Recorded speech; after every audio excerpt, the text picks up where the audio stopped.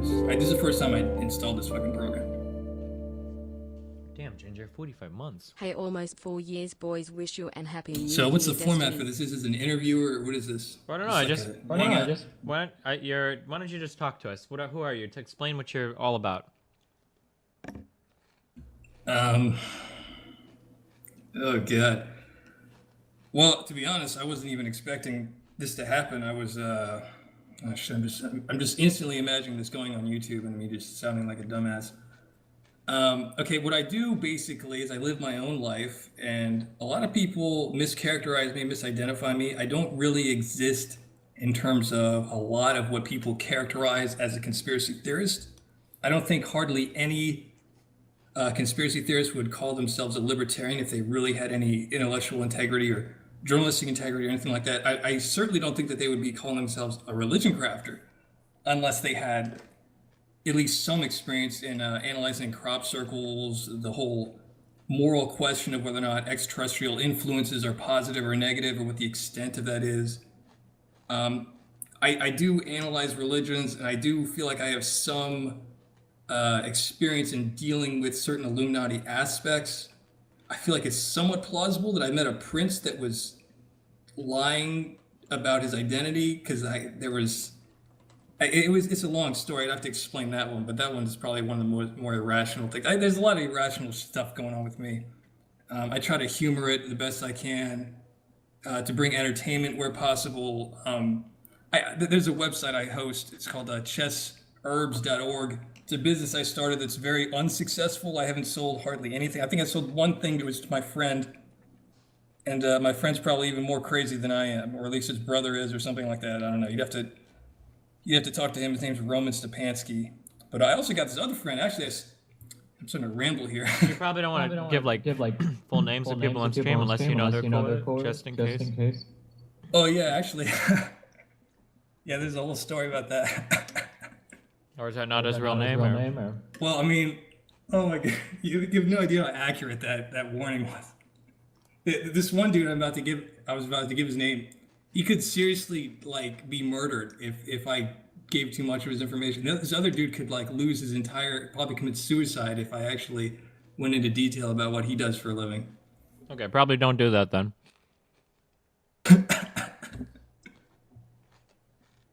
Hey, okay, so you hold spacebar down when you want to talk. Is that normal? Because this is kind of not like a phone conversation. This is more like a walkie-talkie scenario. Yeah, I mean, typically that's how it's set up. Because there's a really big echo where if I'm talking and you've got spacebar or whatever held down, like I hear an echo right now. There, now the echo's gone. Yeah, so typically you use that when you want to talk so that there's not a big echo, unless you have headphones. I got headphones, I'm going to do this.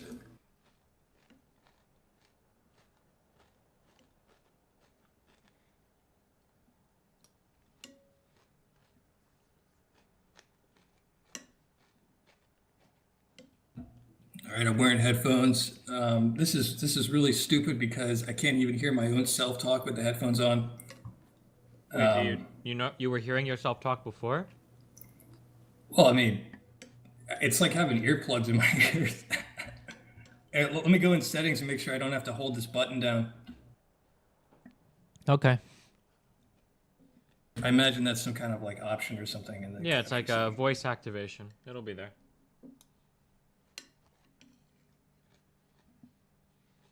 Excellent. Okay, so usually do a lot of interviews or something. You ask people questions and then they fumble for a response that doesn't sound too hypocritical, and you basically nail them to a cross for that. Well, damn, it doesn't have to be like that. I just wanted to chat with you, dude. I didn't know we were debating anything. Hey, I was watching this Destiny video streamer. I'm sure you've never heard of him. Anyways, there's this guy who was saying all this shit about how video games. You got to stop playing video games. He was clogging up your chat with kind of how I was somehow causing a disturbance in the chat when I donated. Anyways, my whole thing, I actually commented on that in a YouTube video. I was talking about how people, they have these moments in their lives where let's say they're playing a video game all the time because they're that kind of a person where they've just detached from a lot of the materialistic desires in life. And they just sort of relegate themselves to, just playing video games as much, not necessarily as much as they can, but as much as they feel is normal. with me, sometimes I actually will go weeks without playing video games and not even notice it. And this is because I live in a really nice neighborhood. I actually link you the neighborhood called Seaweed Preserve. It's this gorgeous neighborhood. Okay. I don't need. Remember, try not to give like too many real life details because you don't want people to be able to like find you in real life or something, right?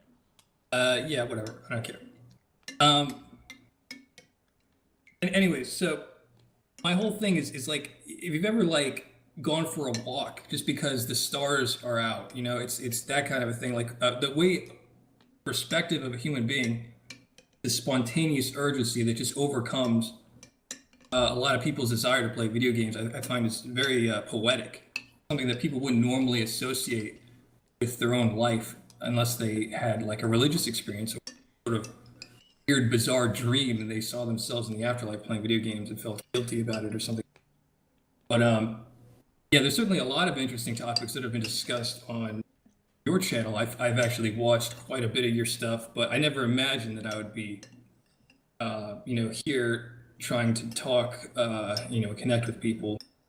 That's one thing I want to tell you, if I ever had a message for you, is that you have the ability to communicate with people that you would normally have no chance in hell of communicating with.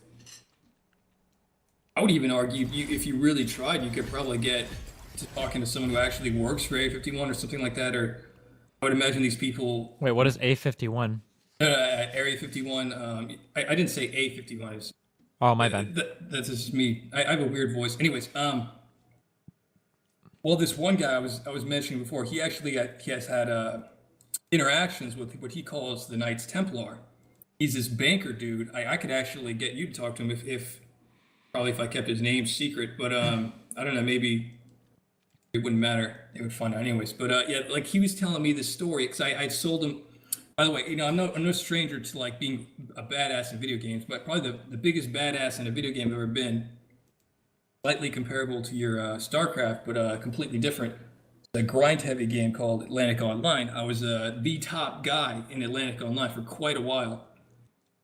So the guy I sold my account to on that, he's kind of like comparable to Kyle. He's a banker guy, works for Merrill Lynch in like their derivatives department or something like that. They're a hedge fund management. He's a hedge fund manager for billionaires only. It's a special section. And basically he's dealing with these people who either they are members of the Knights Templar or they have had experiences with the Knights Templar. And he was explaining to me, this guy was like doing some crazy shit, like some mind reading. He said he got his mind read 3 times during the talk. He had matter materialize in and out of thin air. Basically, he was explained to that the Knights Templar have a system, they call it Grandmasters. So basically, being a Grandmaster in the Knights Templar, my first question I asked him was like, are these people like Grandmasters in chess? He was explaining to me that no, they aren't. And I remember actually I was having this one guy, this black guy, friend of my dad's, he was talking to me about how the military was interested in my insights about chess. Wait, are you like a chess grandmaster? Or? No, I'm not actually, but his little cult of friends, this guy has some Illuminati ties. I think this friend of my dad's. Oh, by the way, my grandfather, one of his friends he used to play cards with was this mega mobster guy. Sort of going off a little tangent here, but my dad's always had some kind of a mafia blessing, results of some of his interactions with grandfather. I guess he had some mafia ties. Anyways, this John Miller guy is a little bit like the same thing. Just black guy's black belt, like a super black belt in some esoteric format of martial arts. I think it's of Egyptian origin. He's a real big conspiracy buff like me, except he's much more into some of the more Illuminati stuff. I guess he has that connection through the military. Wait, hold on, I'm sorry, just a second. So he's a super black belt in an exotic martial arts, and he's also like an esoteric format. It's I think it's called like Salat or something like that. It's Egyptian in origin. Anyways, okay. I was mentioning when I first was talking to you about like meeting a prince or something. The only reason I bring that up is this John Miller guy. He was telling me, he's like, oh yeah, this Arab guy that you're meeting, I was in Columbia. I was in University of South Carolina, and in the hotel there was this. Not it was like, sort of like a hotel. There's this group of like Arab people. He was explaining to me how this one friend of his was in fact the bodyguard for him, and that he was possibly on some kind of exchange program or something for like a Saudi prince or something like that. I know through some of the John Perkins stuff that I've researched through my conspiracy stuff that a lot of these Saudis, they kind of have some kind of weird deal with the princes, with some of the Americans, that they would try to include them in some sort of religious stuff that might go on in America. So maybe that was the deal, that they would show me or show him someone who was destined to found a religion. Perhaps that was like some kind of prophecy, Illuminati prophecy maybe, surrounding my existence, that I was destined to be some religious leader. Didn't realize it yet or something. I don't know. But I find some of the religious stuff I've come up with interesting, but I do delete a lot of it. And I do it with a great amount of valor, but also a great amount of penitence. That's also part of my religion, as I identify personality elements. But also, I want to point out... Wait, how do you delete? You delete things with valor and penitence? No. I have text document notes, and every time I explain something, I feel like I've done an injustice to myself. And anytime it causes some kind of cultish behavior, obviously, anytime someone creates a religion, they have to answer to Christianity, to the significance of their subliminal, we'll call it perhaps acknowledgement, like a subtle wink that they might be Jesus. And this is something you've seen with what's his name, Athena. I forget his real name, but that guy has a lot of experience with, he's throwing around this "I could be Jesus" kind of thing, like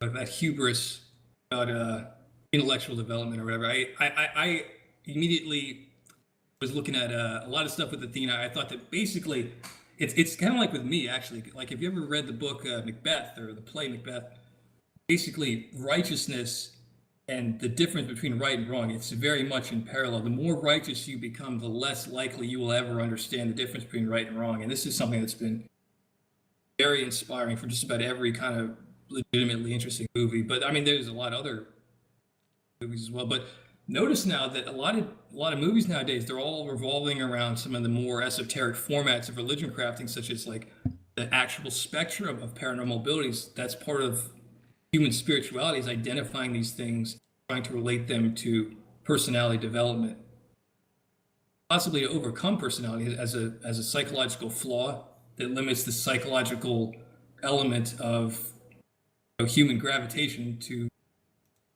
intellectual enlightenment. But yeah, I mean, so you have any like questions or anything you want to guide the conversation? I've been talking to myself here. Well, I guess so. Why not talk a little bit about your religion? I guess. Why not tell us? That's interesting. I actually just printed a lot of this morning. It was previously unpublished, and then I expanded on something that I thought was less crazy than my usual stuff. Participating in Chess 24. That was probably the most Wait, what is Chess 24? I thought you would have been aware of it. Didn't you go through some kind of weird phase where you would play chess for amusement or something? Oh yeah, okay. It's just another it's a chess website, pretty much. Yeah, this is the one for people who pay a lot of money, though. It's probably the most expensive out of all the server. I mean, I think you're playing on Lee Chess. Lee Chess is an excellent website, but the other alternatives would be like chess.com. That would be the slightly cheaper version of Chess 24. Chess 24 has a lot of issues with how it relates to the public because they're so nerdy, yet they're trying not to be. That's why I was suggesting that you'd be perfect as like a guest anchor for this guy named Jan Gustafsson. Because Jan Gustafsson, as like a host, he's like amazing. He's like out of this world, but he's like so nerdy and he's so guilty about his own nerdiness that he can't really overcome it. And meanwhile, he's being paired alongside with people who are even nerdier than him, like Peter Svidler, for instance. So if you could replace Peter Svidler, even just as a guest, I think it would be like an enormous thing. You would be doing these people a favor. You'd be doing yourself a favor. I just see it as being like something that would be perfect for me to watch myself. But, okay, I was trying to sell you on that idea. I don't know. Yeah, I remember the donation. So just to bring it back a little bit. So like, what is this about your religion? Okay, I posted this. I'll do a copy paste because I know you like to bring shit up when you're You can just put it in Twitch chat and then we'll all click it or whatever if you want. Minions have spawned. Which I'm actually not watching your Twitch stream because I got a DSL thing, and also the audio is on such a horrible. I think it's like a 45-second delay, honestly. Yeah. You're like, oh yeah. Well, you don't have to listen to the stream. I just meant posting it in the chat, and then. You can transcribe it to the chat. Oh, okay. I'm more official, anyways. But yeah, this is actually probably the best place to explain conspiracy stuff. Probably the most interesting out of all the UFO contact cases is UFO contact from a Yarga. And this is something I personally want to ask you about, because I thought that you, being this developed human being with such a developed sense of intellectual prowess in communicating with other people, that you would understand the core concepts of efficiency, justice, and freedom as being something that are religiously relevant even to an atheist. Because you seem to understand these things intrinsically, as someone who is adult, who has grown up in a developed economy, who's had some sense of how freedom and hypocrisy and injustices all sort of coalesce. But I have a lot of experience in the whole religion crafting process, but also in the conspiracy research area as well. So like, let's say that you were let's say that you had to like summarize your religion in like a couple sentences. Like, how would you describe, I guess, your religion? If I had to compare it to other existing religions... No. If you just had to describe it, someone's like, so what is your religion all about? Like, do you have any deities? Do you, like, what is your central belief system based on? Is there like a holy book or... Yeah, that's what I meant by comparing it to other religions. I do have a book that I own, Autobiography of a Yogi. So I would consider myself a yogi in that aspect. Kriya Yoga for me is something that exists when I take walks, when I write things for creative purposes that might deal with religion crafting or religious understandings. It's sort of like a personality cult, except rather than have one specific personality, you have all of the personalities, with the idea that maybe if you do have a personality, it's owes to some sort of flaw that you could overcome or perhaps even celebrate. Wait, so like, do you think you say you have like multiple personalities? Well, here's the thing. The way I structure my religion, there's prime numbers. It's autistic in that aspect. So there's 2, 3, 5, 7, 11, 13, 17, and 19, and then 3. Those are the first 9 prime numbers that make up what is the 9th prime number, which is the human genome itself.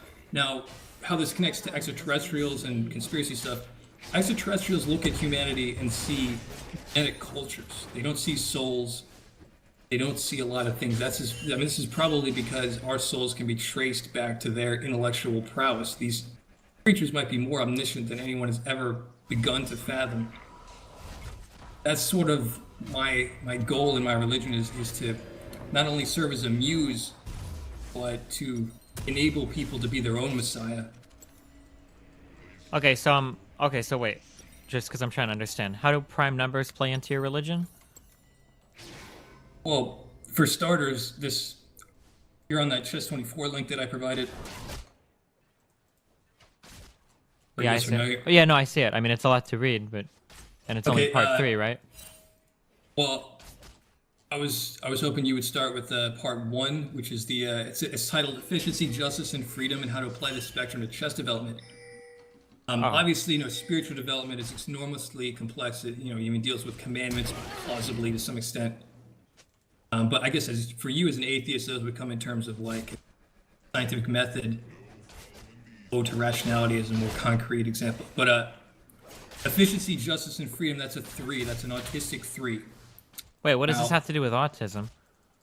Well, because autism is characterized by the manipulation and exploitation of idiosyncrasies as some sort of intellectual cage that keeps someone bound socially to the delirium associated with isolating oneself to one's own inner thoughts as an outward expression of what's plausible in terms of their understandings of other people as a relation to how to land someone's spiritual development into some intellectual conduit. That's sort of the best outlet for an autistic, is to use idiosyncrasies to relate to other people, and that's sort of what our religion is based on.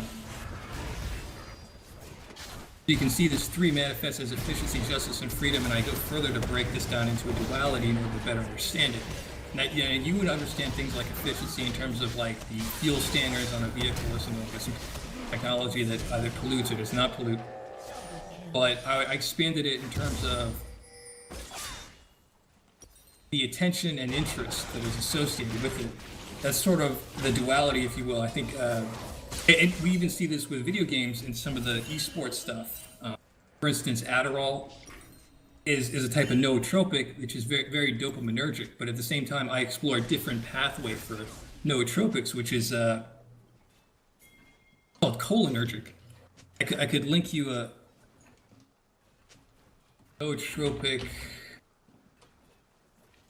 .com. I'll just this copy paste in the TeamSpeak, and then you can your audience if you. But basically, there's a lot going on with nootropics, and this is sort of like an interesting topic. I think I was expecting to capitalize on the boom of the whole nootropic industry, but apparently it's not very well known. It's very difficult to advertise, as there's a lot of moral standards that have to be enforced in terms of, just comparing it to Adderall with the blatant use. Well, I thought the problem with neurotropics was that there wasn't really any scientific research that backed up any of their efficacy. Oh, regarding the cholinergic stuff, because that's the only real thing that separates it from Adderall. And I have another interesting thing. This I think will reveal a lot about. Well, okay, let me ask you. You don't have to answer this, but are you ever taking Adderall as an esports guy? Because I know you were extremely good at StarCraft 2, and that you for some reason gave that up. That have anything to do with Adderall, or you saw that in other people and maybe that discouraged you? No, I'm not a big drug person, so no, I never did. But you were in the same plane with that guy named Derek Anderson, StarCraft. I think he was for a little bit, for a very brief moment in time. Yeah, because I know he was a psych major. That might have been the reason why he actually became interested in that. Could have been his own success in having been prescribed that shit or something. Maybe he backed out of that whole e-sport thing because he started to realize what a disgusting mess it was. I'm trying to link this article from Columbia University that explains the connection between it and meth and how it's so identical that even if you pay meth addicts to try to decipher between this, they absolutely cannot. Between what? Between meth and Adderall. That it is so painfully similar. I think the only difference is that maybe the Adderall doesn't cause some of the physical side effects like the skin irritation and all that stuff. And I know meth addiction will cause someone to lose, their face basically. Yes, but probably Adderall doesn't do that, at least not to the extent that recognizable testing, But one thing they do mention in the article is the lipid solubility for the methyl. Basically, it's the amphetamines. Yeah, I find that these things have a bearing on a human's religious tendencies. For instance, my brother's combating an Adderall addiction. He sent me many books. I actually just got done dropping off a book at his house. Had a weird discussion with him. This was not more than an hour ago. About honestly, I think the only reason he even spoke to me is my birthday. I'm 29 today. Yeah, this discussion with him about basically the same thing. I told him about the Columbia University study, and he agreed with me. But he's like sort of like a Buddhist. He's more Buddhist. And I even called him out on that, and he's like, no, I'm not Buddhist. But he sent me 8 books that are all on Buddhism. How is that possible? But he's an atheist just like you. And actually, I started out as an atheist, believe it or not. When I was real little, I used to think to myself, how in the hell can these people not distinguish between their own inner voice, what they claim is God? But then eventually I started to realize that poetry itself is just one of the many wheels in the gear works that actually describe a person's truth, that it's beyond karma even, that there's so many principles of truth that we don't even consciously understand. There could be 17 different principles of truth, and that whole spectrum is so far above human comprehension. We only touch on these things with certain aspects of our conscious existence. Meanwhile, in some of these books, like this one book I got, Autobiography of a Yogi, they're describing we're basically like superhumans. This one dude doesn't sleep. This one guy has a holographic version of himself, and there's this person running around who's literally Jesus, except he's not. But he's basically the same exact person as Jesus, except he's not. very interesting thing because it's also an Illuminati cult.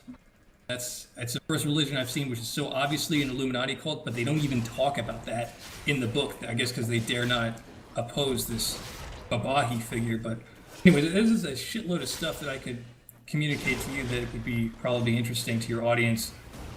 But in the process, they would discover their identities, and the whole recognition aspect of this would cause a lot of heated debate. I imagine that if this does appear on YouTube, there will be an enormous amount of heated tension in the comment section between libertarians. I absolutely do not identify with libertarians whatsoever. Honestly, God, I think that Alex Jones is a fucking asshole. He's one of the most delusional people I've ever seen in my life. The fact that he's a Republican, there's no way in hell he could ever side with conspiracy anything, because he is the conspiracy. Anytime someone identifies as Republican, they are the most insidious conspirator I've ever seen in my life. And they don't even have to be high up. All they have to do is turn on the television and watch Fox News. I fucking hate their guts for that. Probably the biggest insult to God that could ever exist is someone watching Fox News, to be honest with you. Okay, so just to ask the like really basic questions, just so I can understand. Does your religion believe in any form of like higher power? Yeah, actually, it's extremely complex. There's a whole range of higher powers, but really, the higher power is you personally. To be within a first-person perspective is a very unique opportunity that human beings don't quite understand. It's a sacred opportunity to possess resolution, and there's so many spiritual lessons go unnoticed and unanswered in human beings' life. Okay, so then if you believe that people are the higher power, doesn't that mean you kind of don't believe in a higher power then? You don't believe in like a single god or multiple gods or anything, right? I remember I had this one friend, me and him were sitting outside, I guess, in front of the stars or something, and he would just kind of telling me about, like, he told me one time, this is way before I was considering myself a religion crafter, he told me, oh, do you think you can, because my name's Michael, but when I was little, I used to go by Mikey. He said, hey, Mikey, do you think that you're like God? This just came out of the blue. I guess because I just always kind of had this air that I liminally thought this would have been, and I responded like, I thought that everyone was God. I think it's, I don't know, there's always been that mentality in my family that it still remains plausible that anyone could be claiming that they're God. But also there's a quote that I wanted to bring up. I did mention this quote in one of the parts of my series on success and self-realization. It was the Control F on a Mayak.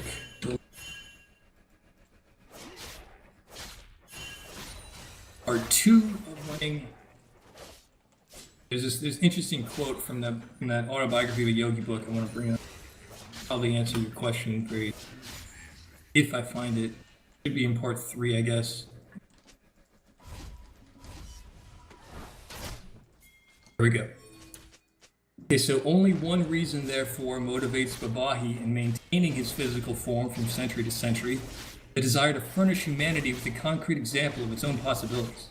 Where man never vouchsafed a glimpse of identity in the flesh, where man never vouchsafed a glimpse of divine or divinity in the flesh, he'd remain oppressed by the heavy mind delusion that he cannot transcend his mortality. I probably butchered that, but Wait, so can you explain the quote? What does that mean?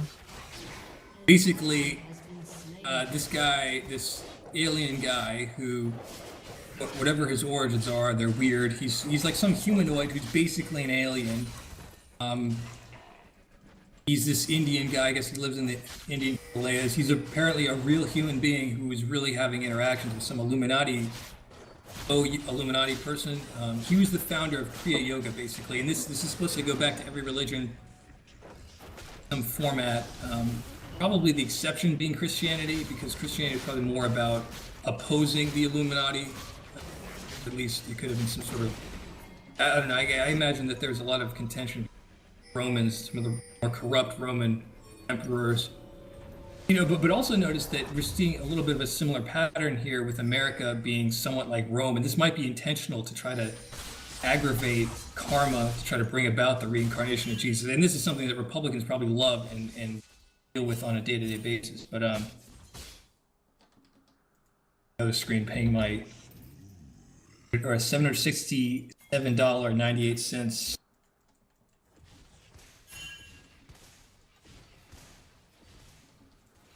Yeah, I was hoping that might answer the question. It's this Babahi figure exists because other people doubt the possibility of transcending their own mortality. So basically, as long as this Babahi figure exists on planet Earth, he's the physical representation of the average person struggling to attract the attention of the gods whenever they go for a walk or something like that. You can imagine that. Wait, so do we know who this guy is, or is it like a mystery, or? Oh, this Babahi person? Yeah. He's apparently some divine avatar that is immortal, and some crazy technology probably explains his existence, some genetic technology perhaps. He might even be a fucking gray alien, for all I know. So we don't, it's his, who he is like not known? Well, there's a picture of him in the book actually, but I mean, it's very easy to claim that I'm promoting the yogi religion here, but I don't even think yogiism is a real religion. I think it's just sort of like one guy's book, and basically he's Indian, and so you just kind of lump it into that. But it's sort of like a religion crafter's go-to source for what the hell religion am I. Also, Christianity is not a horrible one, but what the Republicans have done with it, I would never call myself a Christian in good faith, because just to associate myself with anything that Fox News would ever patronize or on any level. Wait, so how could you be okay with Christianity though if you think that that Bhagavad or whatever is like the one? Oh well, because they talk about Christianity in the autobiography of a yogi book. Yogis are very tolerant of other people's religions, sort of like how Uri Geller is. I was looking at like different prophecies and different things that could be biblically relevant in terms of expecting savior of some sort to come about. I was looking at Uri Geller specifically. This is one of the first people that I ever seriously investigated, because my whole introduction to conspiracy theory research dealt a lot with plausibility of somewhere out there within the billions and billions of people, just one person who might have had some kind of success in the public spotlight, identifying as a legitimate psychic in a world that was not ready or perhaps willing to grant the plausibility of such things seriously. I actually link you to a little video by Uri Geller. He's updated his website. He's done a pretty decent job.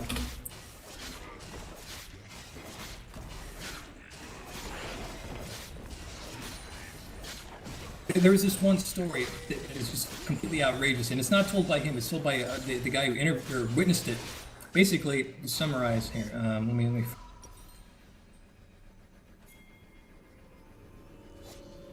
Saw this one time. Or here we go. I'll link this in a second. Maybe you can watch it on your own terms. But basically, there's this one dude who met Uri Geller like way back before Uri was famous, or Uri, however he calls himself. But this Uri Geller guy, he's got a crazy ass story that basically is from that movie Phenomenon. I would argue that movie was based off of him and his experiences. That John Travolta movie. Which John Travolta movie? The one where he goes by the name George Malley. On his 37th birthday, he's struck by a beam of light that transforms him into some sort of like super awesome sauce chess player guy who can do telekinesis and touch people's hearts with his positivity or some shit like that. And anyways, Uri Geller guy, he met this one dude who was like skeptical as all hell, and he's like, wrote down some name of a song on a card. It was his birthday, I think, or it was his 22nd birthday or something like that. He gave it to Uri Geller. Like, hey, can you, your psychic shit, try to pull this out of my brain? And he said, like, he touches the dude's arm, kind of gay-like, but this guy's always some weird homosexual stuff. But basically, like, I guess he's like the non-creeper version of Michael Jackson, but whatever. He touched his dude's arm, like kind of stroked it, and it said, 22, your mother. That almost sounds like an insult, your mother. But anyways, later that night, because that made sense to him, but not to Uri.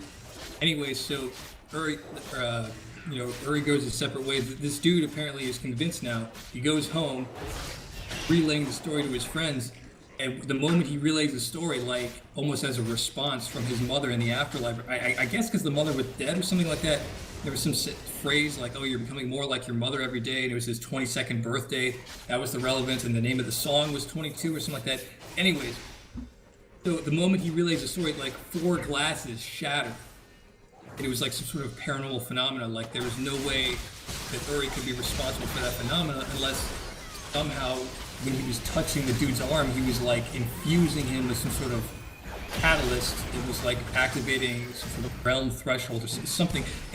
Also, I want to point out, Uri Geller's done things that are absolutely impossible to be understood by the human brain. Like he'll be doing, doesn't happen always, but there was one time, and people know about obviously his failure in certain public displays, but there was one display of public power they did a while ago, a long time ago, might have been even in the 70s or something, but he was bending spoons, and everyone's spoons that was watching it live would bend. There would be all sorts of weird paranormal phenomena, like objects would just move, and it was like being possessed by Satan or some shit like that. But you know, this dude's into some weird Wiccan stuff, I guess, because he's like, I don't know what's involved with bending spoons. I kind of do have some theories on it. I know quite a bit about a lot of this paranormal shit. I researched the hell out of it. Almost every aspect of conspiracy that I felt was legitimate and relevant. I do want to touch on a couple points, though, which separates me from a libertarian. Most libertarians would probably show an enormous amount of interest in this whole Pizzagate shit, and then they would show an interest in the 9/11 truth. For me, these things hold no relevance whatsoever because we already know that going into Iraq had everything to do with the towers collapsing, that we've already established that link. So regardless of who caused it, I mean, let's say I caused it, like, does it really matter? Like, you're really going to go back there and try to prove that? No, you already know that there is something awry here with the fact we went obviously there. But that had a lot to do with John Perkins' explanations. I felt were very relevant. It just went completely unnoticed because of the whole 9/11 truther bullshit.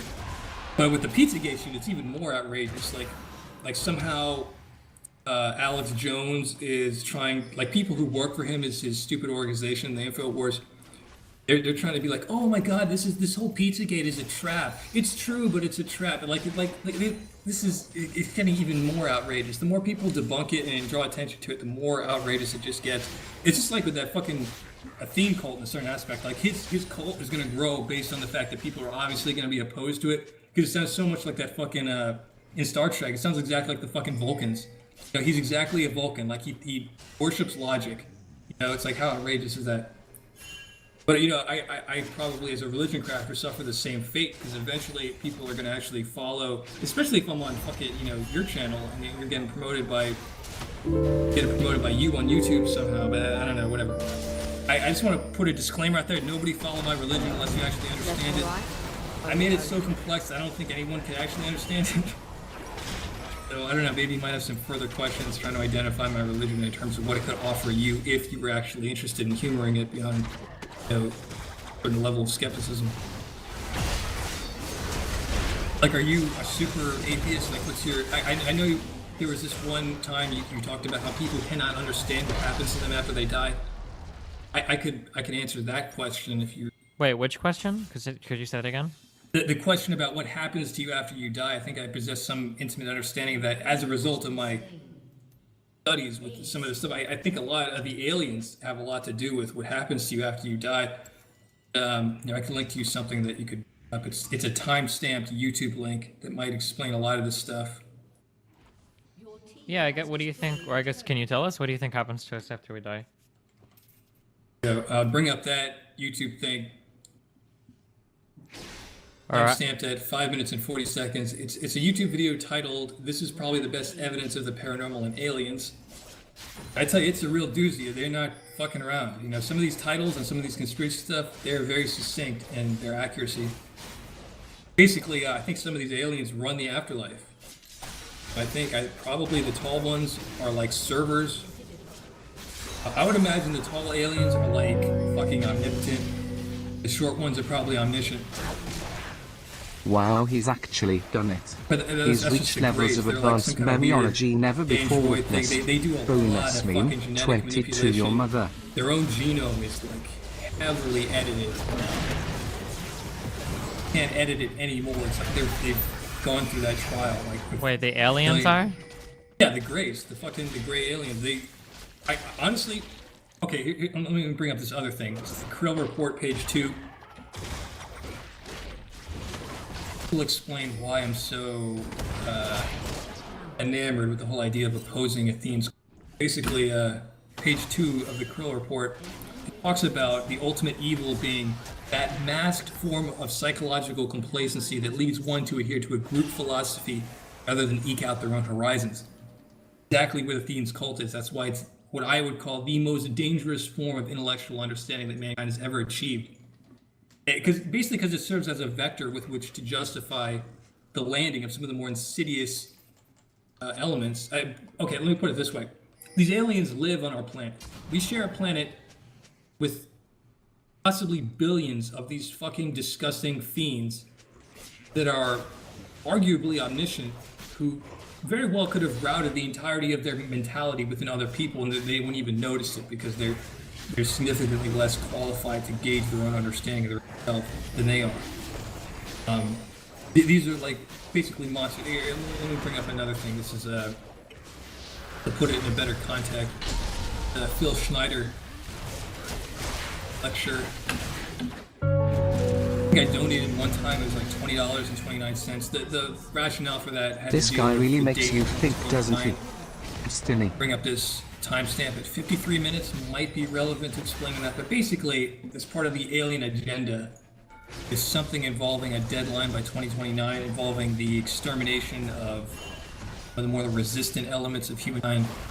That's kind of why I'm such in a rush to try to get someone to notice my stuff. But I really would never try to, grab someone's coattails and try to beg them to let me on like I'm some raving lunatic. But you're an exception. You seem to enjoy branching out. I'm just glad that I'm not a fucking libertarian. That would ruin conspiracy readers for everyone. Really, I think progressives are the most suitable for conspiracy research because they already do it anyways. I mean, Fox News is a massive conspiracy. If you look on my evidence list for conspiracy research, I'm gonna link that as well.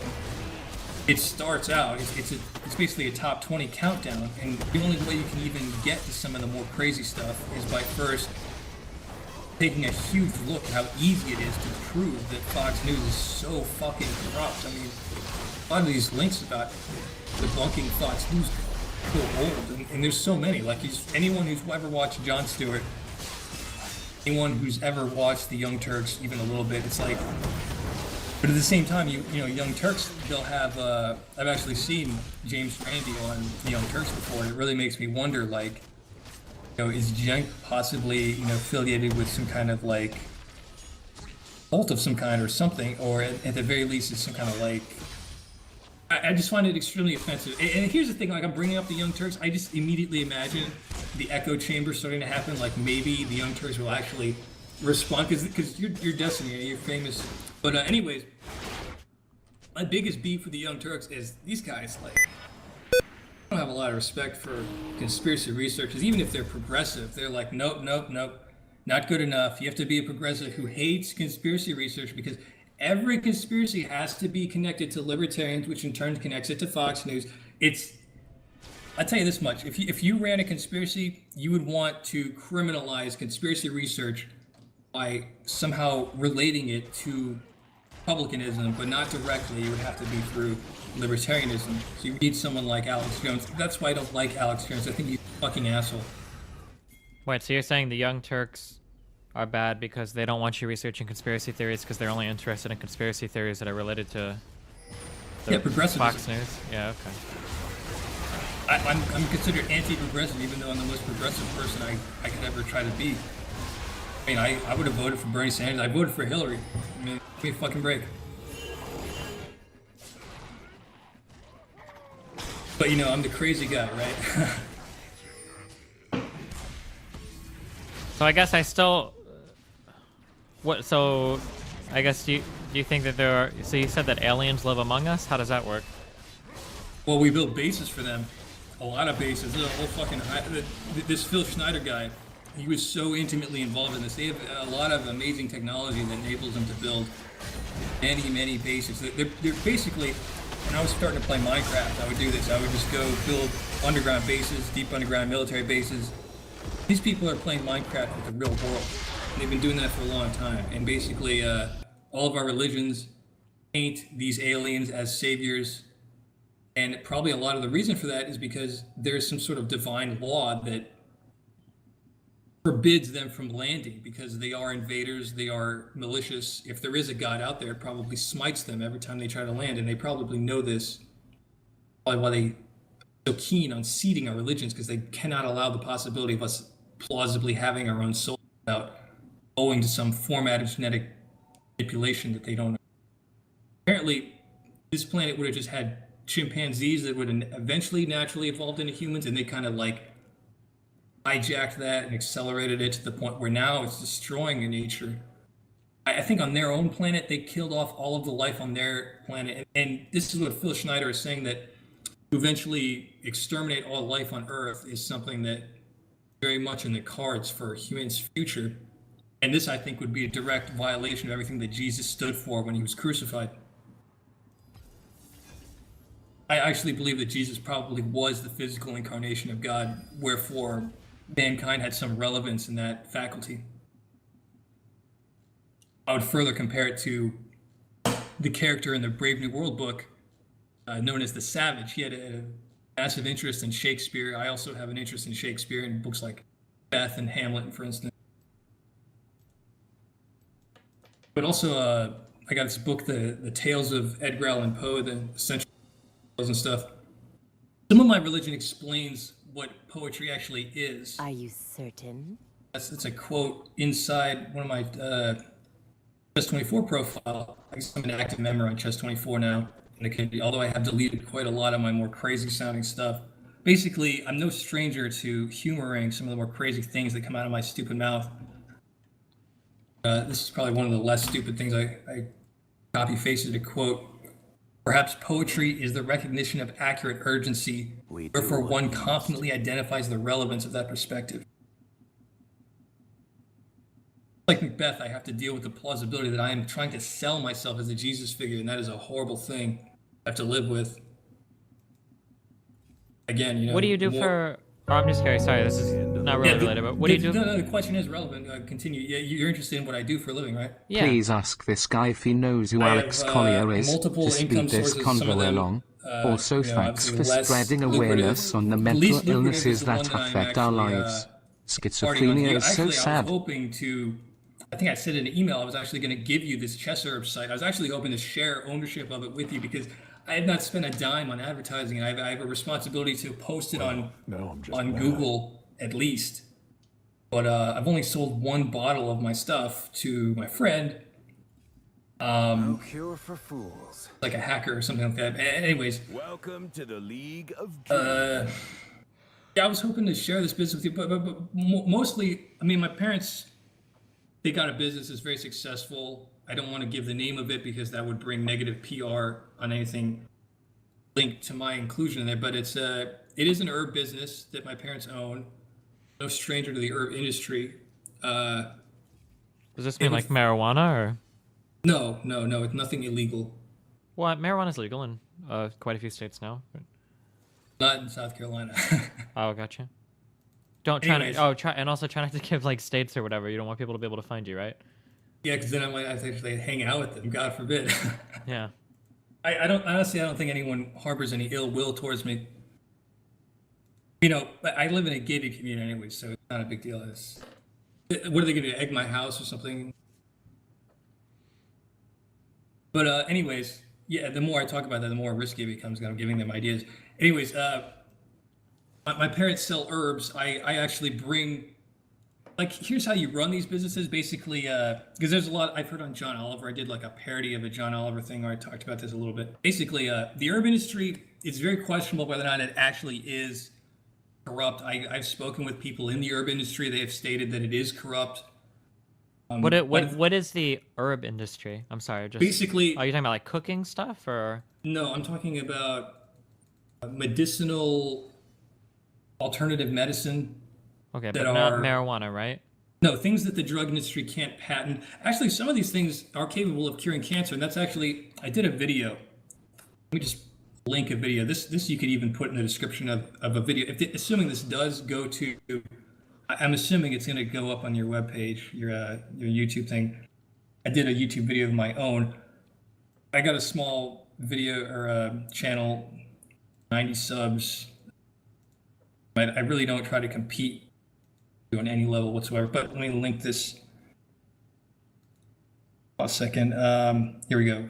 I got a video called Conspiracy Talk Plus Religion, and that I got a whole bunch of links that I specifically would have showed someone like you.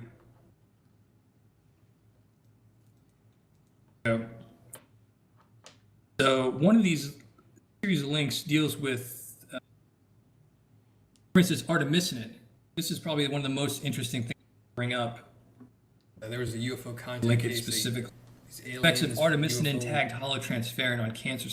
Probably something that, assuming that someone who watches the Young Turks wants to advocate. I imagine Anna Kasparian getting really pissed off at someone mentioning the plausibility of artemisinin-tagged holotransferrin killing cancer cells with an incredibly medicinal, not marijuana herbs, dank memes. Basically, this stuff needs to get made, and the fact that anyone, including the AMA, could actually harbor prejudice towards anyone who shows an interest in getting this stuff manufactured, it's insane. But I guess they might not be able to patent the drug, or I don't know. But at the same time, there's free energy stuff that just has no chance of getting out there. Well, Ralph, before we move on to free energy stuff, so like, why? If this stuff is so successful, are there any like studies or anything where people have researched it? Or? Yes, and on that there's okay. The thing I linked you was a very specific medical study, but I also have on my blog this forum post. This guy just completely just outlines everything involving the development and eventual expression of it.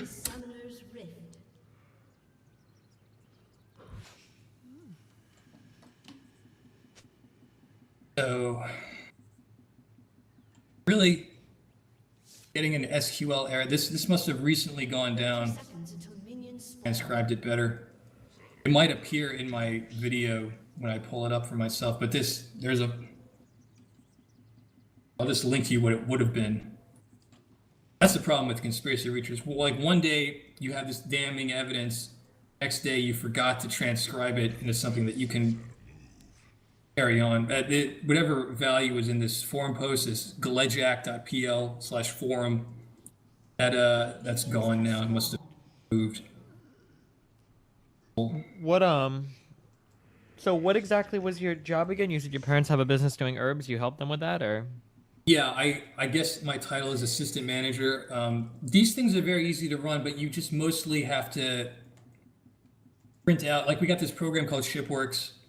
Download orders, you print out an invoice. The invoice is it goes with a shipping label. You place the shipping label on an envelope. The envelopes are loaded into a postal bin, which my mother puts outside the door. If anyone wants to come to my house at 1 p.m. and steal that, I would probably kill them. Anyways, yeah, so I go outside with my little bin and I bring that. My warehouse is really close to the post office. Put the product in the envelope, seal it up. I mean, these things pretty much run themselves. I don't want to give too much information on it run, but basically you hire some ad people, get some web people to help you, keep your site up. And the only other thing is you have to deal with manufacturers and your relationship with those people. One of my manufacturers, because the manufacturers themselves have to import and export. I don't want to get too much in depth about it, but with this chest herbs thing, I had to deal with these people that were recommended to me by this doctor named Frank or something that my parents knew, some traveling salesman. Anyways, this one woman named Jen something, Jen May. Don't do it. Try not to remember. Not full name. No. This is a person I actually want to get trolled because she's such a fucking bitch. Well, yeah, but we don't want because we don't want to intentionally troll anybody like that by giving the real life info away, right? Just because we don't know what people will do, and it's probably not good to leave that kind of stuff up to public, right? Yeah. You more about this. Yeah. My first outing with the whole fame issue. Yeah, it's all good. I just imagine one day I'll go on Young Turks. I watch the Young Turks pretty often. I imagine that somewhat plausible. I'll find a story. Michael Gorlitsky's a fucking asshole. Like, that'll be the title of a video on the Young Turks. Anarchist spirit, and I'll just rip it and go, fuck this guy. He thinks that he's progressive. He's really not. He's a libertarian. Fuck him. I hate his guts. There's no such thing as free energy. God, you're so irrational. Blah, blah, blah, blah, blah. I'm just playing myself up a bit. But anyways, some of the crazier things like free energy. Free energy is real. And not only that, but I got this one video. This actually, a lot of stuff gets taken down. This is something that I helped keep up that was supposed to get taken down. It actually did get taken down, but I actually sort of carried the torch for it. This is a video that I didn't make, but I have to claim that I made it just so I can keep it out there. Hold on a second while I try to pull it up. I got a little video this here. I usually don't edit my videos, and this video is actually very edited. Wait, so how do you make free energy? Oh, there's so many ways. But basically, physics is not explained properly in mainstream science. But hold on a second, let me get this. Just some off the top of my head. I mean, you can clone electricity, believe it or not. How do you clone electricity? Well, called the bitoroid transformer.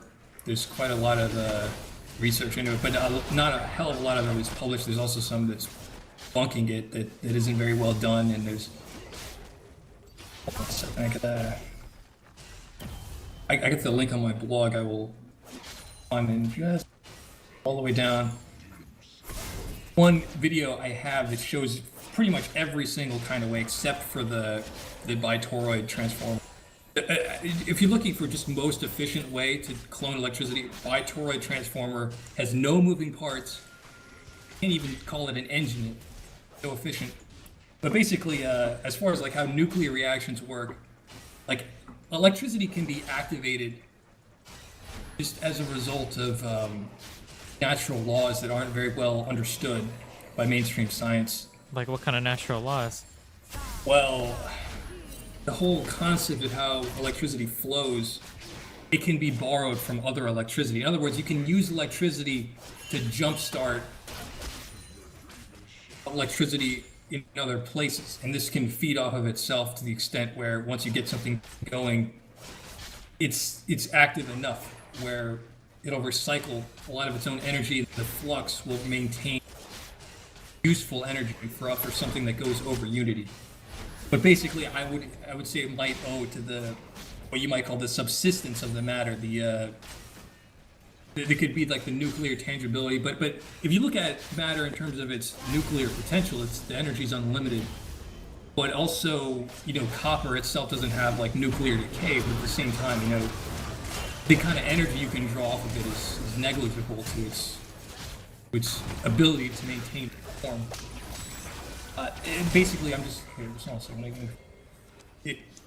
Splitting water. If you split water in a highly efficient manner by using resonance frequencies, things that owe to higher understandings than your typical equations. Andrija Puharich, for instance, was a guy who was very much a fan of Uri Geller. He was his best friend, and Illuminati consort. He was this guy very much part of some of these more corrupt Illuminati programs, and he sort of like championed the whole idea of splitting water using resonant harmonic frequencies, and he came up with a lot of really accurate equations describing how to explore this as legitimate science. 1 second, I should be able to find my own goddamn video.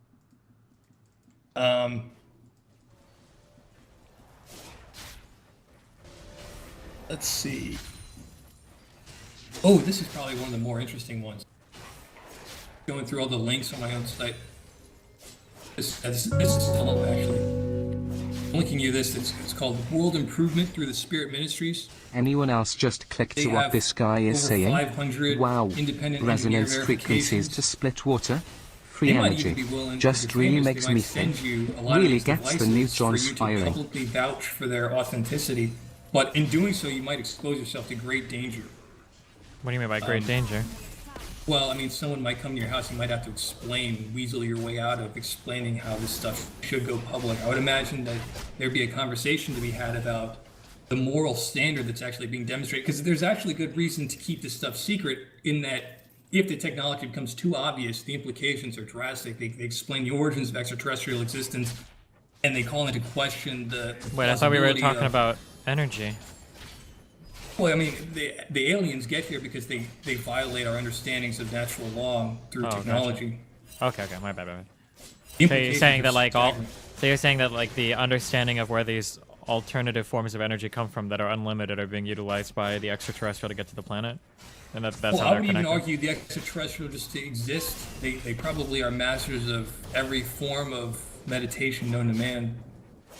Gotcha. For instance, this Phil Schneider guy, when he was not killed, he was almost killed. He actually fought one of these aliens, and basically it did some kind of like weird thing where like it waved its hand in front of its chest, and just in doing this caused electricity to be transferred to the human, resulting in him being, his words were, gutted like a fish or something, or cut open like a fish. They did some sort of weird Mega Man X kind of shit. I don't know how to explain. I wasn't there. Anyways, I'm getting pissed off the fact I can't find my own guy. I'm talking to myself here. Let's scroll down slowly. Let's find this. God, there's so many fucking free energy things. Ocugen is an interesting lead. That's basically my journalistic style, is I don't tell people the story, I just show them it through other links.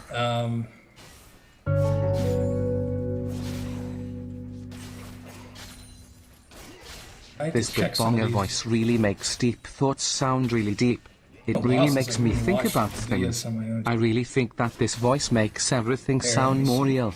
I really think this guy would sound smarter if he had a Bitbonger voice. Cheerio. More prepared for this interview. No, it's not good. Have you? This is. Oh! I found it. Finally. What threw me off was the fact that it used someone else's name. The video is called "Desert File is Wrong" on HHO. It's a very lengthy video. I did not produce this whatsoever, but I, before it got taken down, thank God I actually had the sensibility to download it using an app or whatever, and I stored it on my computer. Really, when you're dealing with this, conspiracy research stuff, you're involuntarily being pulled into, I hate to use the word info war, but you're being brought into the hell of having to deal with, conversations that you're not actually having. Like I never met, an MIB, but I kind of have, if you think about it, because I've almost like. When you say MIB, do you mean like a Man in Black?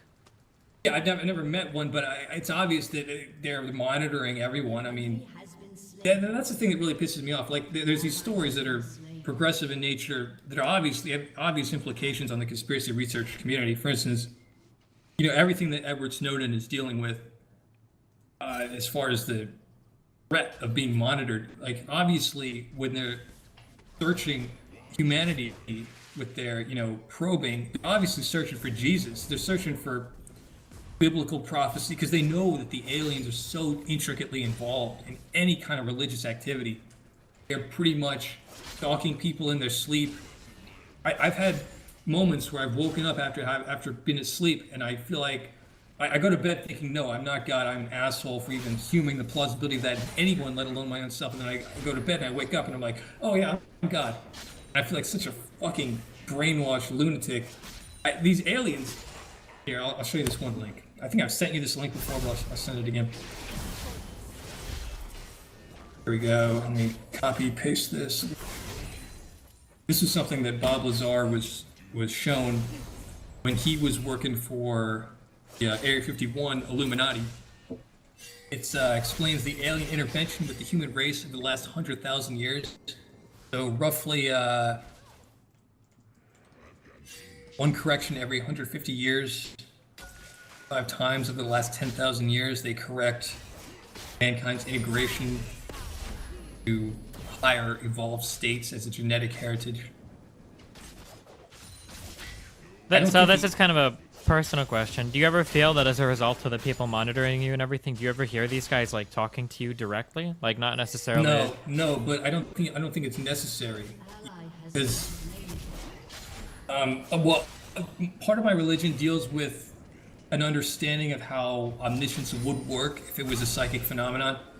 And just having someone read your stuff and just the fact that you know that it's plausible that they did is in and of itself room for what I would call delirium inducing.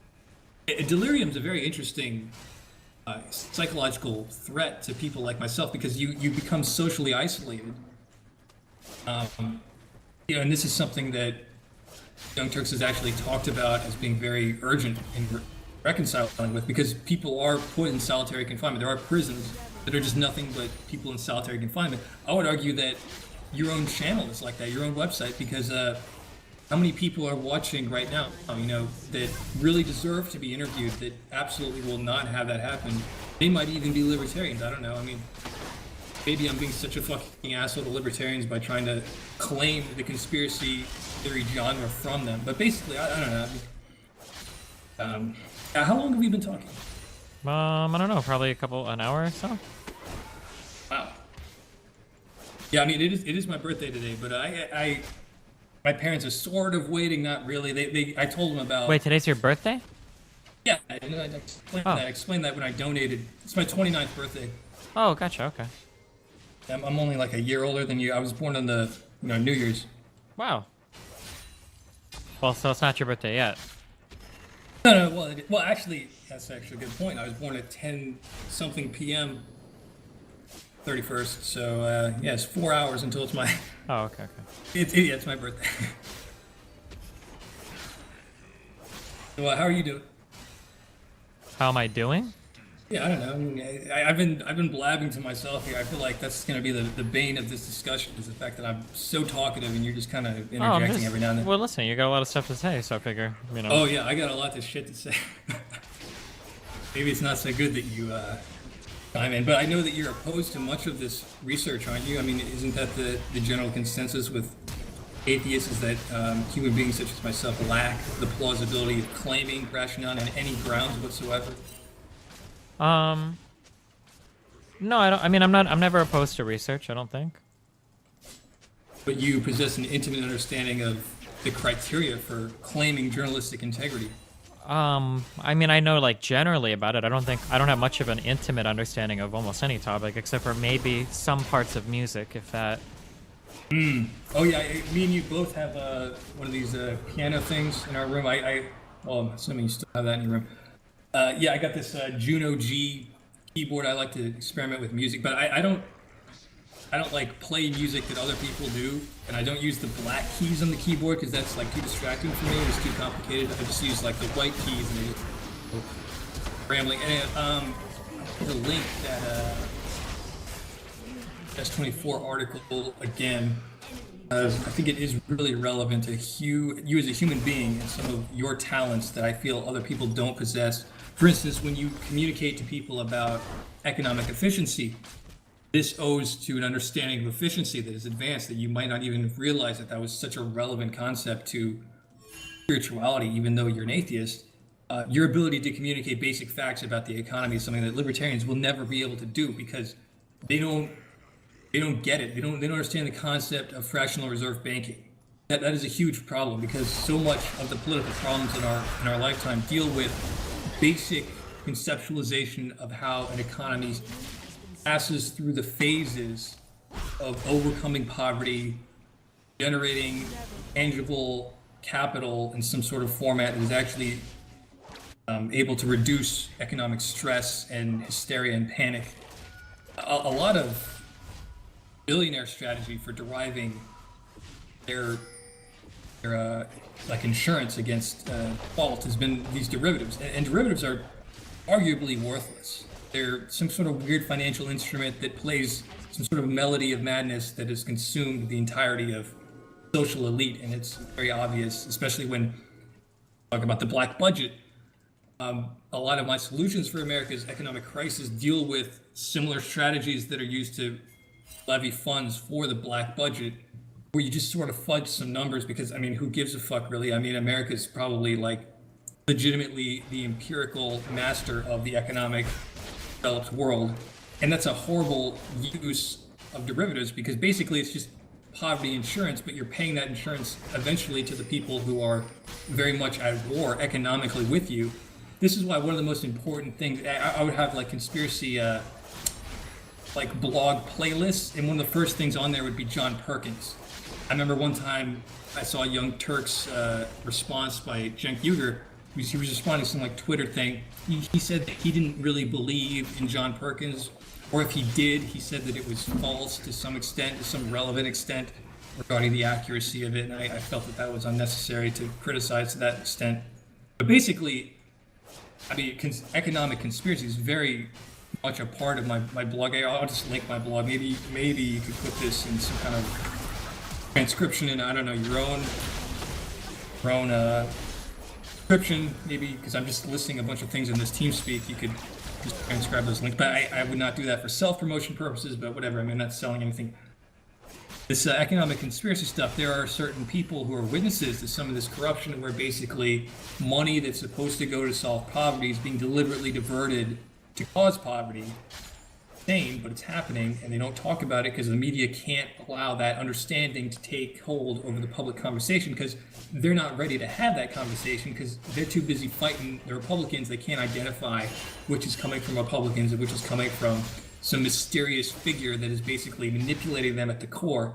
That's basically why, you know, Fox News is keeping the media so fucking busy that it's unbelievable. They will never have any room to talk about anything else because they cannot risk their persona, you know, the credibility that they lose their entire, like, let's say the Young Turks were to do exactly what I wanted to, is link some of my stuff in my blog and discuss it openly.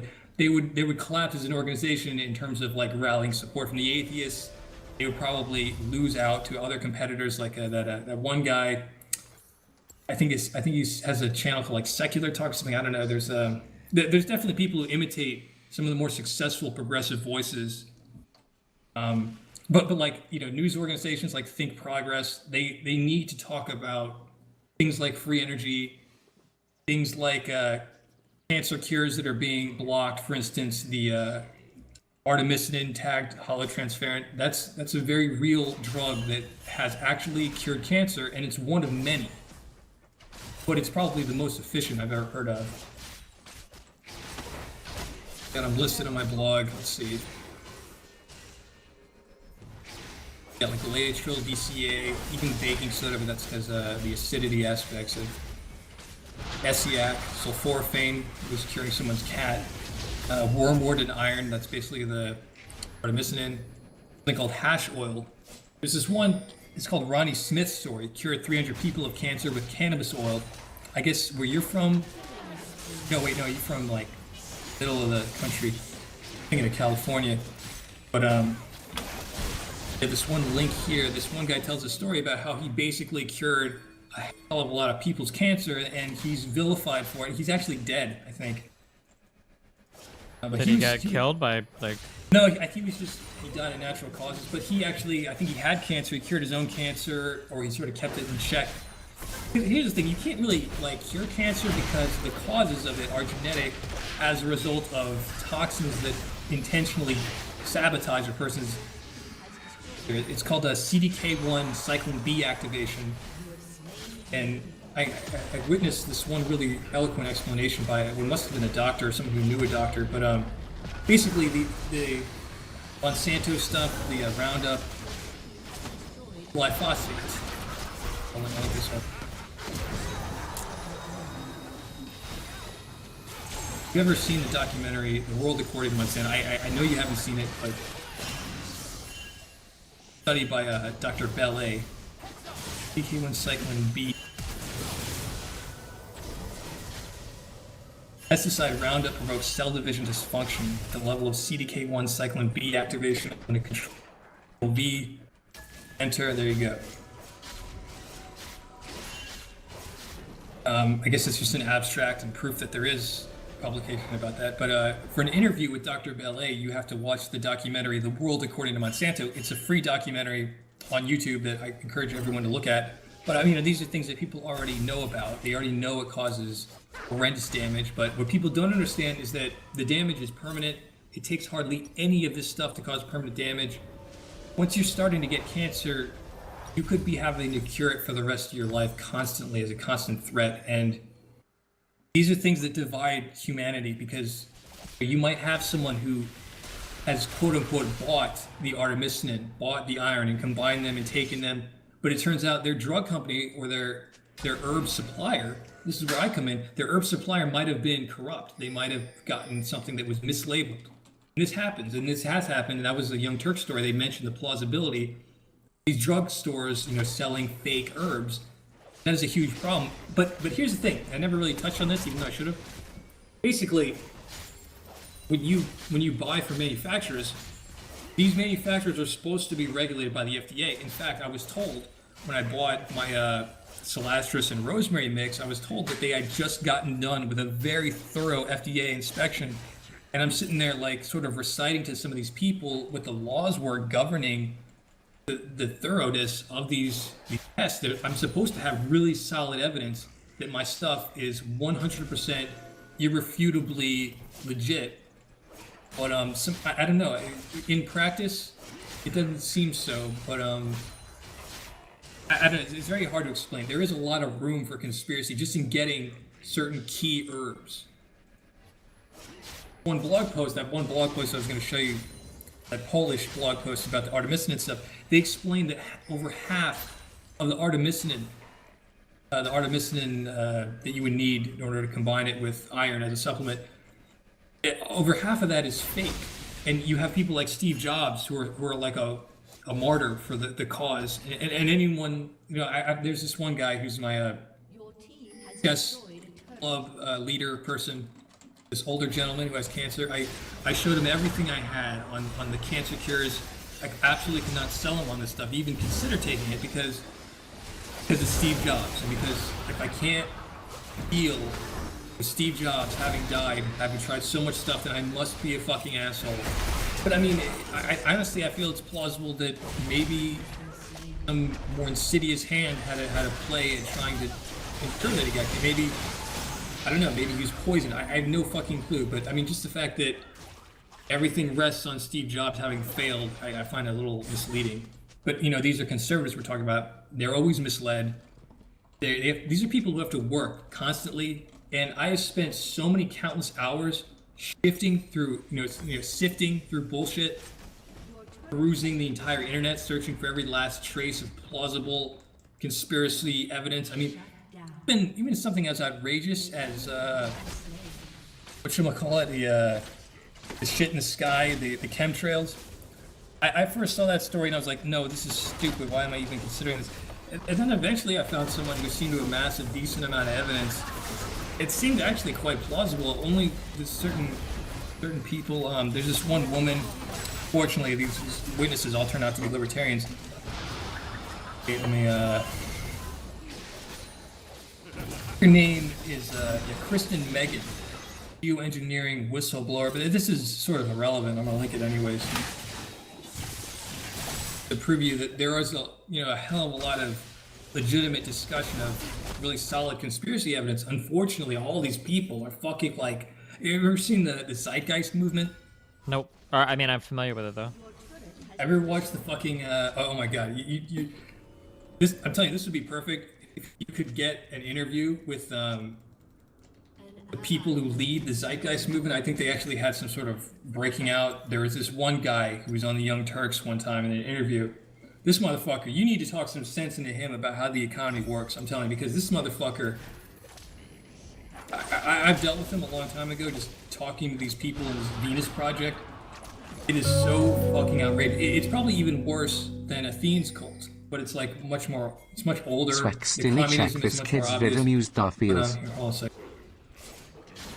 Called the Zeitgeist. Right here. The 2007 version is an addendum to this fucking thing. Don't get me wrong, I mean, they at least touch on some topics that are relevant in trying to understand economics, but all these things fucking involve Ron Paul, of all people. my whole blog, I was talking about how Ron Paul is like the most obnoxious fucking person ever. There's this one really important blog that explains exactly why Ron Paul is an asshole. It combats his most outrageous talking point directly about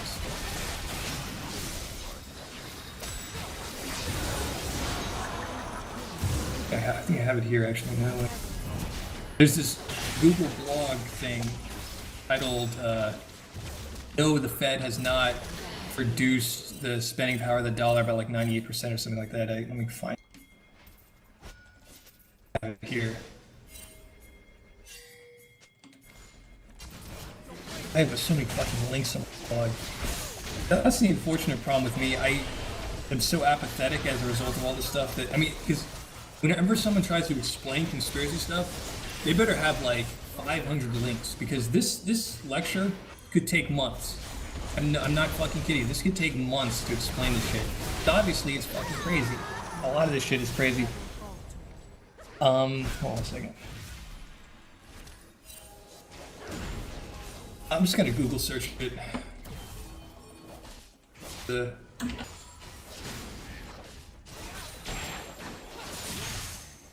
My history.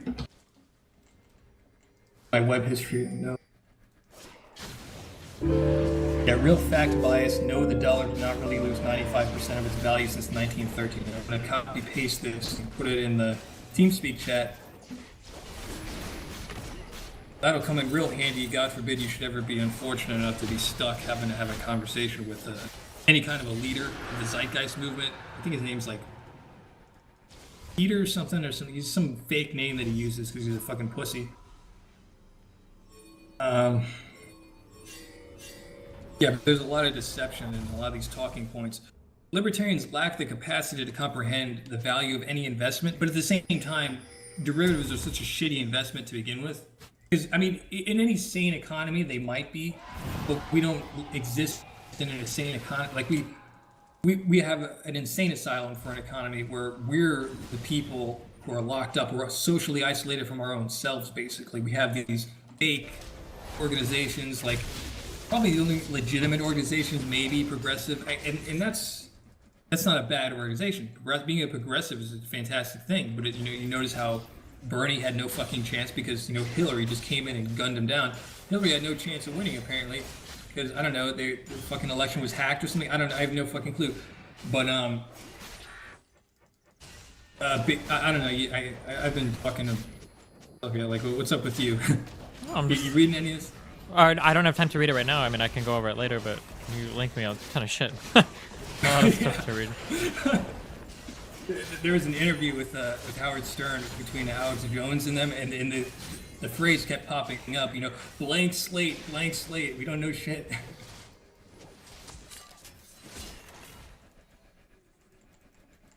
Oh god. How long have we been talking? Like an hour and a half now? Yeah, something like that, probably. Yeah, before the 2-hour mark, I really better go downstairs and try to eat some food with my family. But I don't know, I feel guilty if I leave any trace of a possibility for a second interview. I don't feel like I deserve it, to be honest. No, it's not good. I did start a new religion, and I do feel like a lot of what I research is completely underrepresented in the mainstream media, even in the alternative media.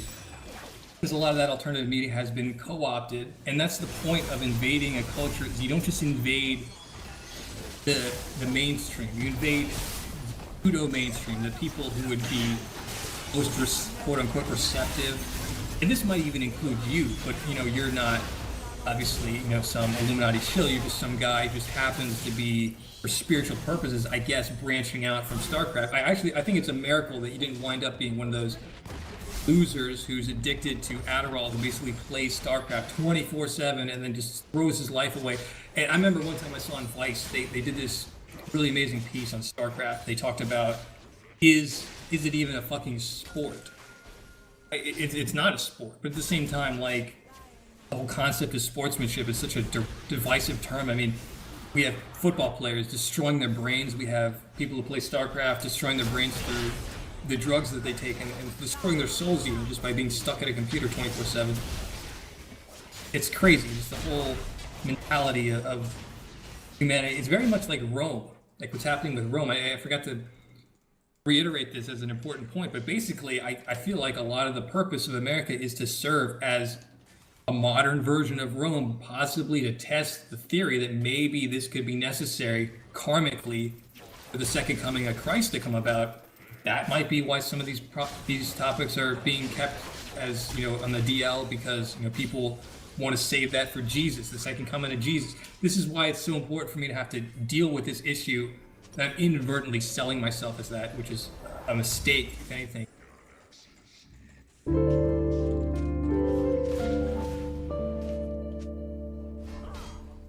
You're speechless, aren't you? Do what? You're speechless. You're like, oh, what if this guy's a fucking nutbag that I think? I don't know. I'm just. Well, I'm a little confused about how where you derive your spirituality from and whatnot, and then but you also seem to consider like the second coming of Christ as being like a really real thing, even though you were talking about that the Baka or whatever before, or the what was the spiritual person you were talking about? Babahi. I'm not even sure I'm pronouncing. My bad. Because it's like a J, and that's like in Spanish that would be an H, but it's not Spanish, it's Indian. I don't know, but yeah, like it's some Hindi. So how do you have that plus the Christ thing? That seems like kind of a contradiction. Well, I mean, if you've read Autobiography of the Yogi, you realize that they talk about Jesus quite a bit in that book. I mean, apparently this Babahi figure is good friends with Jesus. Apparently, if a person pursues any kind of religion crafting on their own, apparently this Babahi figure will play a role in that. There's almost some guarantee of this, because whenever you achieve transcendence, this sort of affects the earth in terms of like the collective consciousness of mankind. It does something that you're not expected to do, because apparently humanity has been checkmated of its own spirituality at some level. But at the same time, it is plausible for anyone to achieve transcendence. It's just an extremely sophisticated process that transcends the value of their own life even. And some of these people actually commit suicide purposely to become a disciple of this yogi figure. There's actually tales of that in the book, the Autobiography of the Yogi. But that's not my Bible, that's just a book that I really enjoy. Find it to be a interesting musing for me in terms of what I could claim as a holy book. They have a self-realization council, or some sort of transcendental organization that keeps an eye out for anyone like myself who is perhaps in some sort of position to claim some sort of level of holiness that deals with the plausibility of self-realization as something that you can communicate plausibly to other people in terms of philosophy, in terms of just adopting the more interesting explanations for how omniscience would operate. That's probably the most interesting thing I can communicate regarding the integration of my religion. In terms of something that I could sell to you, for instance, but I would have to explain crop circles. In particularly, link you. What do you think crop circles are? Well, complicated. Yeah, that one link I just did, there's this one crop circle of a circle with some smaller circles coming off of it. This was a telescope, basically, because we use like a satellite dish when we do radio transmission. Apparently, these creatures might be just so goddamn psychic that they literally are the technology that they use to pull information out of the universe. They might be that intelligent. They don't need any fucking technology. They literally are the technology. For all we know, every single technology that these beings use could be warped in from their own understanding of the universe itself. I mean, they could be that fucking powerful. But this image that I showed you, the circle stuff, it's probably a religious mapping of what it's actually like to approach omniscience in terms of what it represents. Notice there are these 13 little sticks that come off at the end. This is sort of like symbolic of iron, because it's 13 times 2 is 26. That's the number of protons in iron. And the relationship between iron and copper, it's only a 3 electron difference. You notice that these sticks at the end are a series of 3. They represent electron flow. very sophisticated understanding of the moral and principles of truth, even that owe to a lot of the circumstances governing the minute quantum elements of electron flow. They might have intimate integration into the cosmos in terms of just the most basic aspects of electricity. They might be that psychic. But maybe so they do have technology. Are these the same extraterrestrial that you referred to before, or is this a different group, or are these people, or? They're probably clones, but clones of. Well, the extraterrestrial or people. Well, the Zeta Reticuli aliens are probably the most intelligent, the most insidious, and the most dangerous for humanity. At the same time, though, they might have some sort of battle going on amongst their own ranks, because they're so intelligent. The whole concept of ethics might be so beneath them. You know what I'm saying? But they're definitely different from the Yargans. If the people who talk about efficiency, justice, and freedom, I'll link you that UFO contact case, because I think that'll be most interesting for you.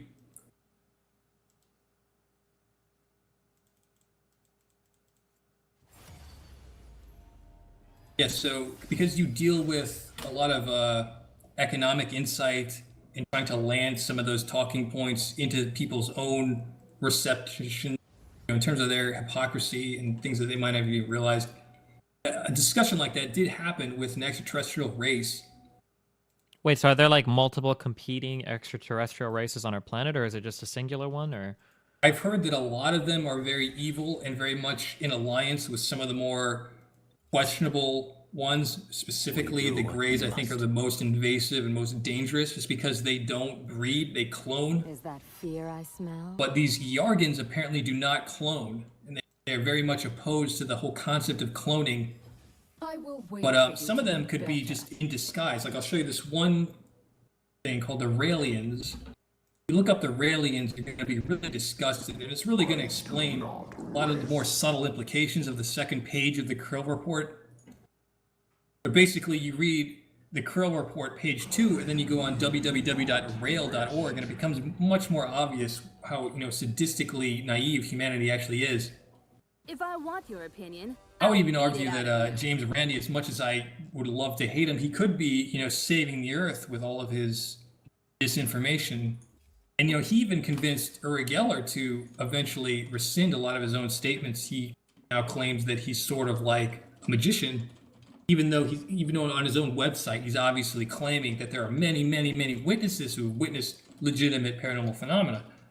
So it is an interesting debate about what is the actual significance of extraterrestrial influence in offering people anything, even if it's psychic phenomena, even if they're in total control, even if those people are quote unquote positive. It really begs the question, what is positivity? What does it actually offer? Is it addictive? Is it like an Adderall addiction? Is it interesting in any way? Or is it just some sort of false messiahhood that corrupts society in terms of making it vulnerable and naive in terms of accepting alien interaction that really has no business? Because a lot of these aliens, they deal with technology, and a lot of these aliens, basically, they'll interview them. Here, I'll show you this one link of an interview with some of these aliens that actually was leaked out. I gotta remember the name of this fucking thing. It's not difficult to find. Here we go. Calling himself Victor. Basically, this guy smuggled this shit out of Area 51. Maybe he was even instructed to smuggle it. I don't know. But basically, these psychics will interview these aliens in Area 51, or they used to, or maybe they moved to Area 51. I don't know. But basically, there's been a lot of quote-unquote interviews with these aliens. Apparently, the aliens have all sorts of weird things with how they quote-unquote communicate with people. Sometimes they can use other people's internal voices to make them think their thoughts through those people as a way of... Destiny, can you ask him how anime fits into all this, please? Sometimes the message is miscommunicated. Sometimes they're deluding themselves into thinking that they've had conversations. Very sophisticated, but mostly they should have been asking religious questions to these aliens.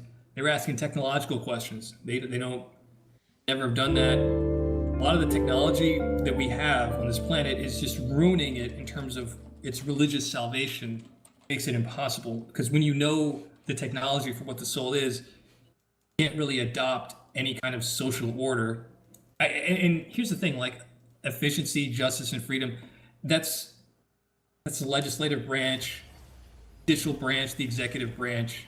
These are the forms of government that we have on this planet, but we don't understand these concepts. We don't understand the judicial aspect of the relevancy of propaganda. I mean, we should have a law that just outright bans Fox News from existing, but to even begin to have that conversation is never going to happen, because how would the Young Turks ever bring that up? You know, how would we ever rally behind a Bernie Sanders that would ever impose that kind of reality, that kind of solution to our problems? I'm sorry if I've been off the wall. I'm just covering everything. Yeah, but, I think you're covering almost everything. I mean, people can rewatch this if need be. I'm just worried about time. I don't want to spend more than 2 hours here. Has it been 50 minutes into the second hour? I'm not even sure. Normally I keep track on Skype, but yeah, this will be a long upload. You must have amazing internet. It's all good. What do you think that, like, I'm just kind of probing now because I'm curious what all you think or don't think. Do you think that, like, Obama and like the ruling class, do you believe there's like a type of lizard people, like that form of extraterrestrial? Well, if there was a lizard person, the Anunnaki, for instance, I would even bow to them, even though I'm not supposed to. But at the same time, these creatures are. Wait, why are you not supposed to? Well, because it's very questionable. I mean, these creatures are more advanced than humanity. At the same time, we need to be cautious about, like, you know, allowing them to gain fame, allowing them. It's just like with me, you know, just the fact that I'm getting fame through you means that I could be, you know, like, God forbid, you know, like trying to trigger some kind of reaction from other people who are famous, like the Young Turks, for instance, might all of a sudden they have to make a reply to you or something. I don't know, that kind of thing. Basically, the more famous aliens become, the less alien they actually are, in which case you would have to deal with the consequences of that. That's probably why there's been such a hush-hush aspect of this. And that's even covered in the Krill report on page 2. They talk about how you're keeping people busy by offering them all of these UFO sightings. Just the fact that they have to silence all of the UFO sightings, if they didn't do that, then there'd be way too readily available, you know, supply of information. There would be like, but even still, there already is. I mean, if you look up certain people, for instance, what's his name? Oh God, this is so. I'm not the greatest at recalling names, believe it or not. I think his name's Stephen Greer.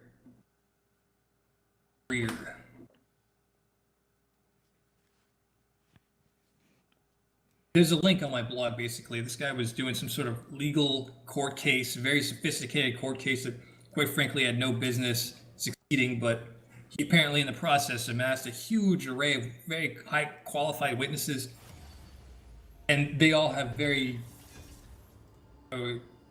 in-depth stories and stuff and all sorts of evidence and whatnot. And apparently Stephen Greer has had conversations with Obama, and to my understanding, Obama is against a lot of the release of this stuff because he's terrified that he would like befall the same fate that occurred with JFK. And there's a lot of stuff on what the actual cause of death for JFK was. Apparently JFK had done a few speeches about the Illuminati, the secret cults, for instance, and this may have caused a huge amount of concern for Illuminati types. They may have had the driver shoot him, or they might have used some advanced technology to shoot him or something. But apparently Lee Harvey Oswald might not have actually done it or something. I don't know, whatever. That's just the Obama stuff. But I mean, as far as the politics of this shit, I mean, there's sort of this I'm not worthy aspect where the politicians are not worthy to even discuss this kind of stuff. Usually they're kept out of the loop. Bill Clinton, I imagine, was definitely kept out of the loop to a certain extent. I mean, there's stories where basically the head of the CIA is not in on it. It's the guy who is some random subordinate who works for the CIA, who is the real quote-unquote CIA leader. And these the weird shit. I'll show you this one link. This one guy who was worked for Boeing or something, or Lockheed Martin or something like that, died recently. He did like a confessional kind of thing on his deathbed.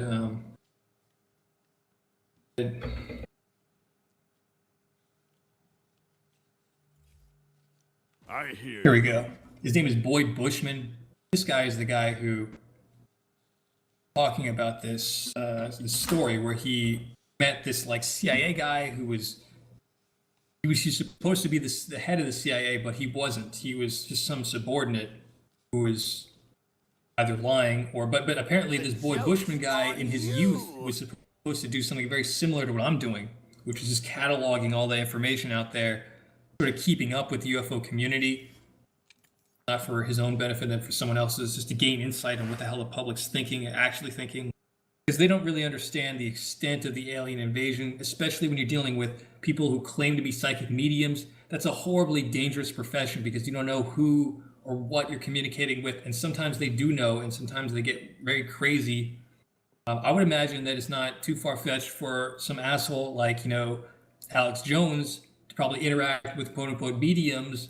And, the shit can get crazy from there, especially if Alex Jones is seeing UFOs and stuff. That's very dangerous for him or for anyone associating with him because it's not a valid source of information, very much a target, even if it was true that he was a valid human being. I mean, at the same time, it's not like I've never seen a decent Alex Jones video. They're very rare, but when they do occur, they're somewhat refreshing. I know he did one thing where he visited what's the fucking place where they meet, California, something Grove or something.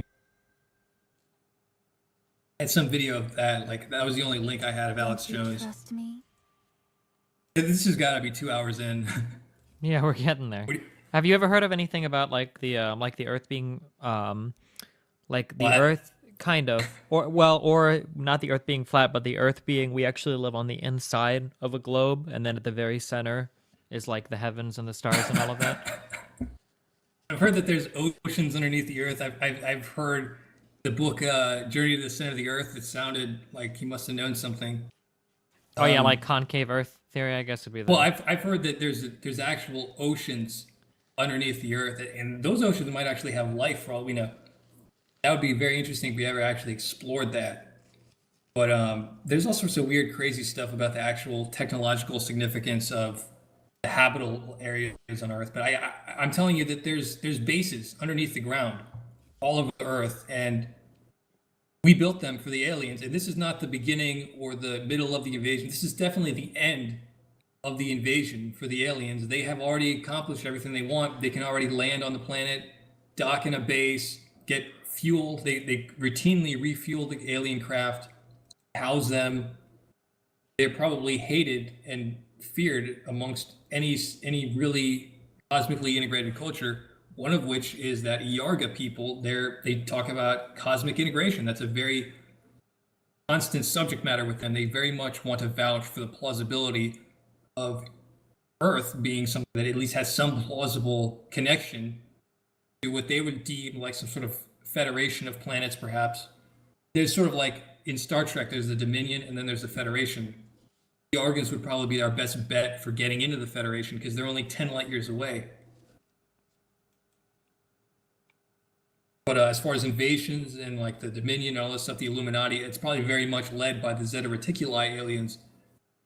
In that link that I showed you from Bob Lazar, there's a mirror site, Skynet.net, Bob Lazar /evolve. A lot of really amazingly interesting information if you know what to look for.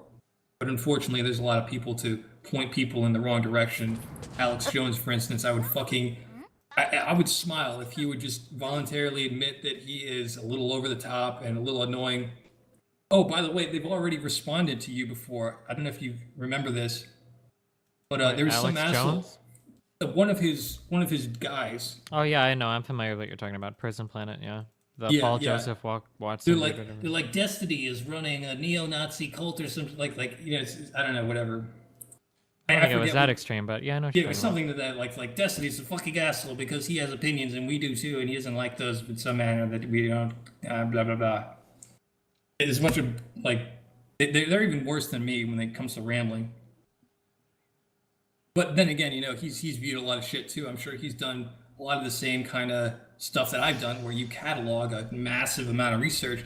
Probably the most obvious difference is I'm not a fucking moron like him, where I don't throw party for Ron Paul. Like anyone who could be like, oh yeah, Ron Paul, great, gotta vote for Ron Paul. Like no, he's a fucking idiot. He's just like it's like Mr. Magoo. Like I Ron can't Paul is stand literally being in a wheelchair. Mr. Magoo. Like who could not see that? Like it blows my mind. But whatever. I don't know. I gotta go eat dinner, and I was supposed to. I got a lot of stuff going on with me. I just bought a bow. I could link you this bow that I bought. I'm really interested in archery. A new principle in my religion, since I've started to understand justice a lot better, is accuracy. The whole concept of accuracy and its relevance. And this has led me to adjust some of the wall decorations in my room. I got a bow. This one bow called a Savannah Martin. I just bought the stealth version of that. I can maybe link you it.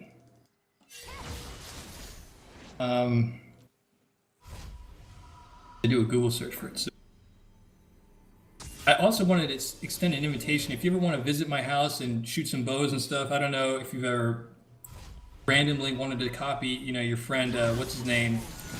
For some reason, I just envisioned you doing all these weird things that would entertain me, like hang out with Ice Poseidon, because I know he loves to do road trips. I just imagine like you getting visited by him and then going on a road trip, and then maybe you could stop by my house and hang out. I don't know, just some weird fan fiction or something. I don't know.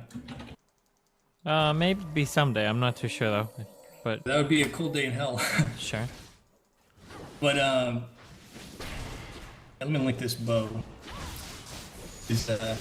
Archery is something I find to be a legitimate sport, especially in the Olympics now. They're making people fire traditional archery weapons.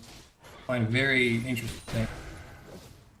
There's so many variables involved. It's such it's competitive, but at the same time not competitive. It has a lot of principles that relate to human development, especially in terms of accuracy and some of the financial strain of or mathematical aspects of it as well. Yeah, let me the website I bought it from here. Yeah, so I was supposed to string that bow up today. Bought a bunch of doodads that you put on the string. Then I got all this stuff to bake a cake. There's this one cake that I can actually eat. I was supposed to pull it out of the recipe out of this book that I got in my room. A bunch of stuff I didn't do today, but a bunch of stuff I did do. It's only 7 p.m. It's only 7:20 p.m. But I'm pretty lazy. I'm like the opposite of a guy who takes Adderall. I'm like the exact opposite of that. I did skip the 4th grade because I'm pretty smart, but when it came down to like college and stuff like that, I flunked out because I'm like, fuck this. And at the same time, that was about the time I got into some of the Uri Geller stuff. And also like, James Randi's Educational Foundation, you understand the educational impact that Uri Geller's proof has had on people, because now they start to lose faith in the education system, thus causing a lot of people who should have gone to college and should have passed college and failed college a hell of a lot of sense. People should be, even if they were not meant to be atheists, they probably should be atheists.